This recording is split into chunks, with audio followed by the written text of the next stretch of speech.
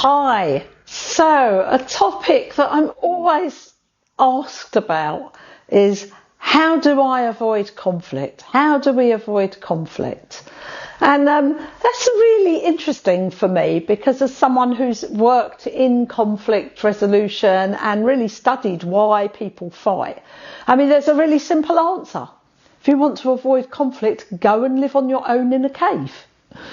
Because the truth is that if you're going to be around people, if you're going to participate in a community, whether that's your family, your workplace, the tennis club, whatever, if you're going to be around people, there is going to be tension.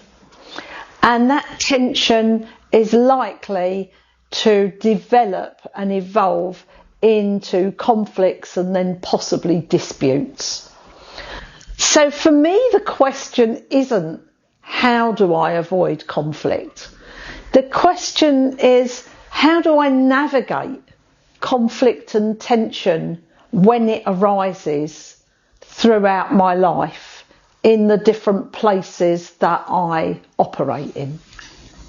Another thing to really think about in terms of avoiding conflict is sometimes the act of avoiding conflict will either hurt ourselves or hurt others. In fact, I often say we start wars out of our conflict avoidance.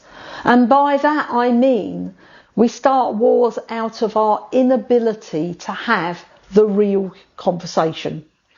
And the real conversation is about our common humanity, what outcomes we're looking for, how we're going to achieve them, and how are we going to navigate, how are we going to accept, how are we going to understand when there are what seems to be insurmountable differences between us because we both inhabit the planet at the same time. So one way of looking at that, how do we understand and accept differences between us because we're both inhabiting the planet at the same time, is not to look at who's right or wrong, not to look at who has the best argument and therefore can defeat the other.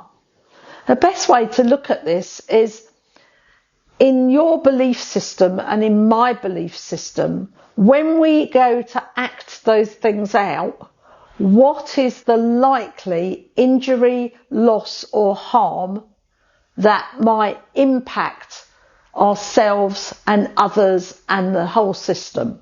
So I suppose one of the ways in which we can avoid conflict, avoid the escalation, avoid finding ourselves in places where we are going to be sitting in opposition and not know how to deal with that, is to start to see the bigger picture of the whole ecosystem that we live in and wonder how we can make enough space for everything.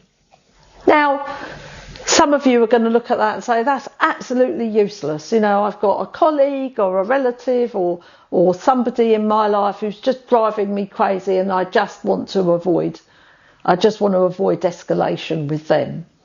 And I suppose how I would look at that is if there's someone in your life who's driving you crazy, what I would want to do is look at all the missed opportunities to sit down and talk about the things that bother us much, much earlier in the process.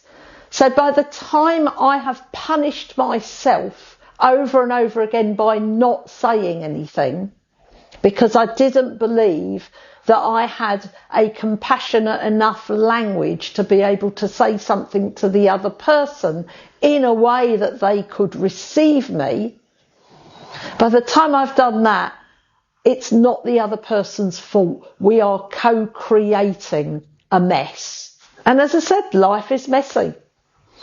So for me, avoiding conflict, avoiding escalation, avoiding finding myself in this difficult and uncomfortable place is about being attuned to and understanding a much bigger picture of what I want for myself, what I want for others, how I want to view the impact that we have, the conversations and the quality of conversations I want to have with people, the level and energy behind those conversations.